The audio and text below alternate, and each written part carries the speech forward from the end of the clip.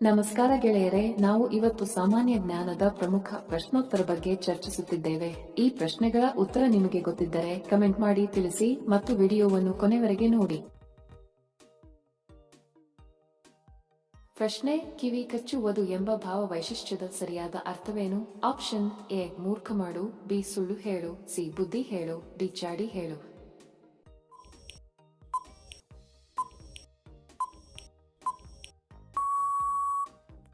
ಸರಿ ಉತ್ತರ option D ಚಾಡಿ ಹೇಳು.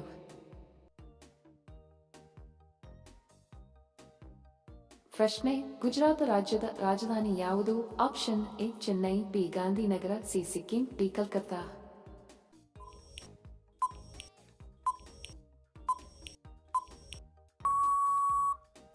ಸರಿ ಉತ್ತರ ಆಪ್ಷನ್ ಬಿ ಗಾಂಧಿನಗರ.